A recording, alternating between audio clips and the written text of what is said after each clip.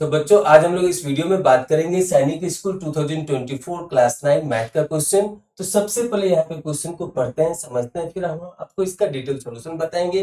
तो यहाँ पे क्वेश्चन क्या कहता है, a certain number of men can complete a work in 50 days full stop. If there were 6 men more, the work can be finished in 10 days less full stop. The number of men originally working are option A 36, option B 30, option C 28, option D 24। तो बच्चों ये क्वेश्चन पूछा गया है based on time and work topic के ऊपर। तो यहाँ पे क्वेश्चन क्या कर रहा है, पहले इसको समझते हैं, फिर आपको इसका डिटेल सॉल्यूशन बताएंगे। तो यहाँ पे बोला ए सर्टेन नंबर, जो हमको पता नहीं है, a certain number of men can complete work in 50 days। कुछ आदमी है जो एक काम को 50 days में कंप्लीट करता है। If there were 6 men more, the work can be finished in 10 days less। यहाँ पे क्या करें कि अगर आदमी बढ़ेगा तो जो टाइम, जो काम कंप्लीट करने के लिए टाइम लग रहा है वो रिड्यूस होगा। तो यहाँ पे 6 men बढ़ गया तो इसके कारण से 10 days यहाँ पे कम टाइम लग रहा है। तो नेक्स्ट पूछ रहा है the number of men originally working are. तो यहाँ पे कितने आदमी ओरिजिनली काम कर रहे थे जो हमें फाइंड आउट करना है। तो जो चीज अननोन है उसको हम लोग पहले एज्यूम करते हैं। So let's certain number of men is equal to, let's certain number of men is equal to x. अब यहां पे नेक्स्ट हमें क्या करना है, सो नेक्स्ट हम यहां पे देखते हैं कि let certain number of men is equal to x. तो एक्स आदमी हमने यहाँ पे एज्यूम किया। अब यहाँ पे नेक्स्ट क्या करना है, तो यहाँ पे करना है कि 50 days लग रहा है एक्स आदमी को काम करने में। So this x men is taking 50 days to finish one work.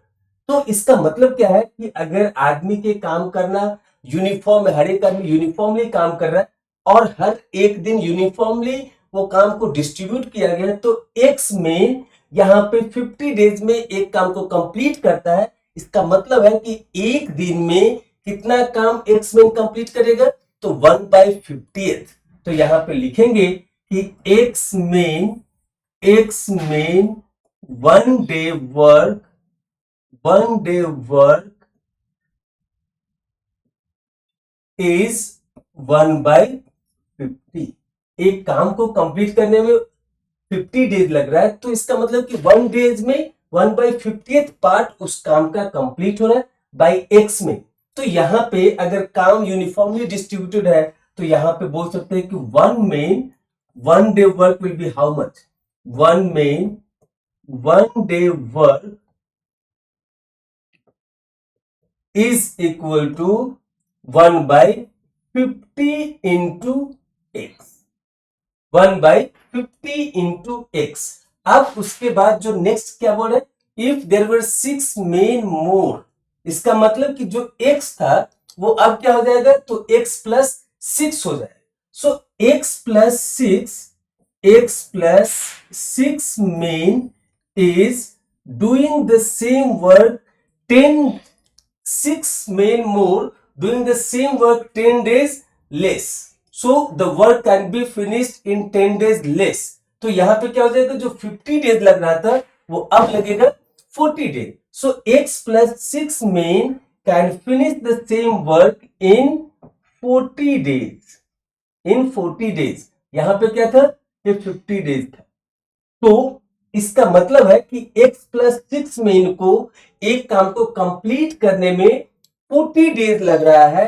तो इसका मतलब है कि एक दिन में कितना पार्ट उस काम का कंप्लीट होगा, तो 1/48। तो x plus 6 main 1 day work is 1/40, 1/40। तो यहां पे इस ग्रुप का 1 मेन को कितना टाइम लगेगा, सो 1 main 1 day work is equal to 1 by x plus 6 into 40। तो अब आप देखिए कि पहले वाले जो ग्रुप था उसमें इस काम को करने के लिए एक आदमी को 1/50 इंटू एक्स डेज लग रहा है यहाँ पे।